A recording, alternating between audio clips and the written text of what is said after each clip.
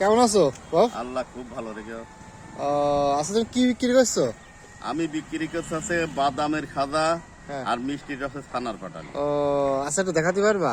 এই হ্যাঁ, তোমার এই এই এই মনে করো তুমি দেখালে এই জমাতা জমাতা দেখবে একটু কেন, তুমি একটু দেখাও তো দেখি। হ্যাঁ, দেখানো যাবে না কেন? হ্যাঁ, দেখানো যাবে। তোমার বাসা কোথায় বাপ?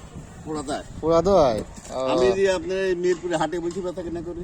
ও এই হাটে। হয় যে কলমে যে পান বেছে না, হ্যাঁ, আচ্ছা আচ্ছা আচ্ছা, বুঝতে পারছি। ওই জায়গায় বসে ব্যথা কিনা করি। আবার এই গ্রামও আছে, বুঝলেন? ভালো খাওয়া হয় না। ও এটা হলো বাদামের। আর এই যে এই ছানার মিষ্টি রসের পাটালি, আচ্ছা, এটা কি তুমি নিজে বানাও বাপ? এইটা আমি নিজে বানাই আর ওইটা আমার কিনা মানুষ। ও ওইটা তুমি নিজে বানাও তাই তো? এইটা নিজে বানাই। ও, খুব সুস্বাদের পাটালি। বুঝতে পারছি বুঝতে পারছি। আলহামদুলিল্লাহ। এক কেজি কত? কেজি ধরে যদি না ওখানে একটু কম নিয়ে যাবে, বুঝলেন তো? কত কেজি হিসাবে ধরো যে আমি ওখানে 10 টাকা কম নিই। কত কত? তাছাড়া 30 টাকা সব বেশি। 30 টাকা শ, 30 টাকা সব বেশি। মানে 300 টাকা কেজি। এই কেজি হিসাবে নিলে দেখা যাচ্ছে কিছু কম রাখেন আপনি, তাই তো? বুঝতে পারছি। এতে খুবই সুস্বাদু। দেবো তুমি তো একটু আমার এটা খাইয়ে দেখো বাবা। একটু গালে দি দেখো। তো মনে করবেন যে চাচা গল্প করছে। আচ্ছা, গল্পের জিনিস বেচা যায় না বাবা, জানো তো? না না দাদা, বুঝতে পারছি বুঝতে পারছি।